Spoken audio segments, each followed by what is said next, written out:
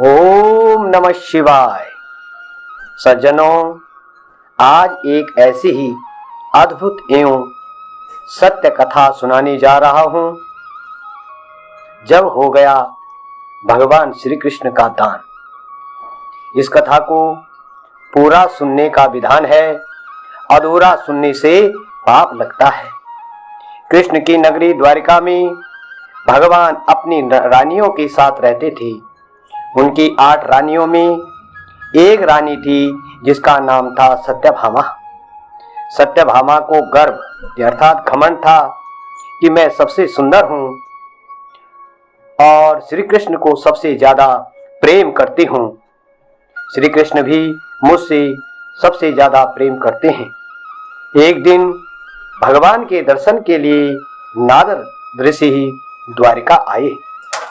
जब वह महल के अंदर जा रहे थे तो एक कक्ष में सत्यभामा अपना श्रृंगार कर रही थी। नारद जी उनके पास जाकर कहते हैं, देवी तुम तो सब रानियों में सुंदर हो और श्री कृष्ण की भी प्रिय हो। सत्यभामा नारद जी से कहती है, ऐसा कोई उपाय हो जो मुझको दूसरे जन्म में भी श्री कृष्ण ही पति मिले। नारद जी ने कहा, हाँ है। जो मनुष्य हो या देव अपनी प्रिय वस्तु को दान कर दे वह उसको दूसरे जन्म में भी प्राप्त होती है, मिलती है। अगर तुम भगवान श्री कृष्ण को दान कर दो तो वह दूसरे जन्म में भी आपको जरूर मिलेंगे। सत्यभामा विचार करने लगी कि किसको दान करो।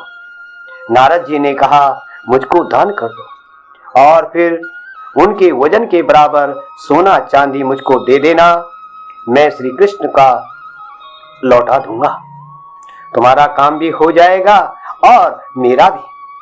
सत्यभामा झट से तैयार हो गई।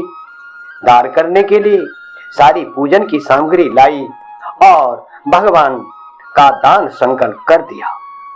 अब ये खबर सब रानियों को पड़ गई। इतने में नारद जी श्री कृष्ण को अपने साथ ले जाने लगे। सभी रानियां नारद जी से विनती करने लगी कि भगवान को छोड़ दो। नारद जी ने कहा, ये तो मुझको दान में मिले हैं। दान जिसको दिया जाता है वह उसी का होता है। हाँ, एक उपाय है।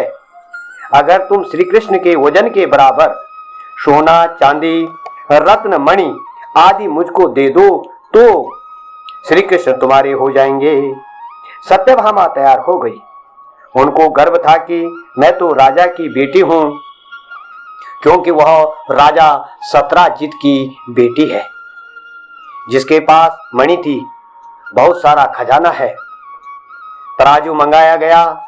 एक तरफ भगवान बैठ गए, दूसरी तरफ सारी द्वारिका का खजाना सोना चांदी सत्यभामा के सारे जेवर रखे गए। पर भगवान का पलड़ा नहीं उठा। सब रानी सत्यभामा सहित रोने लगी। लेकिन इस खबर को जानकर भी श्री लक्ष्मी स्वरूपा रुक्मिणी जी वहां नहीं आई। तब भगवान ने सत्यभामा के कान पर कहा, तुम रुक्मिणी के पास जाओ और वह कोई रास्ता जरूर निकालेंगी। इस बात को सुनकर सत्यभामा बहुत लज्जित हुई, क्योंकि वह रुक्मिणी जी को पसंद नहीं करती थी, लेकिन मजबूरी थी, जाना पड़ा। रुक्मिणी जी से क्षमा मांगी और कुछ उपाय करने को कहा। रुक्मिणी अपने कक्ष से उनके साथ दरबार में जाने लगी तो आंगन में माता तुलसी का वृक्ष था। उसका एक पत्ता तोड़ा और साथ लेकर चली। एक पलड़े में भगवान थे, दूसरे में सारे रत्न जेवरात सबको पहले पलड़े से उतारा और उनकी जगह एक तुलसी का दल भावपूर्ण प्रेम पूर्वक रखा। जिस पर तुलसी दल था वह नीचे जमीन पर रह गया और भगवान ऊपर उठ गए। तब सत्यभामा को अपनी गलती का एहसास हुआ। कथा का सार यह है कि भगवान अहंकार घमंड को नहीं सह सकते। वह केवल प्रेम के भूखे हैं। उन्होंने ही यह लीला की थी। सत्यभामा के अहंकार को नष्ट करने के लिए। दूसरा, तुलसी की महिमा बताई।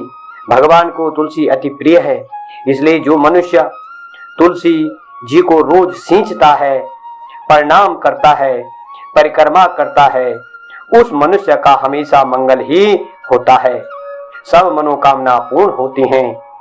सज्जनों, कमेंट में जरूर बताएं कि कथा आपको कैसे लगी, और अभी तक आपने मेरा चैनल लाइक सब्सक्राइब नहीं किया तो करने की कृपा करें। धन्यवाद।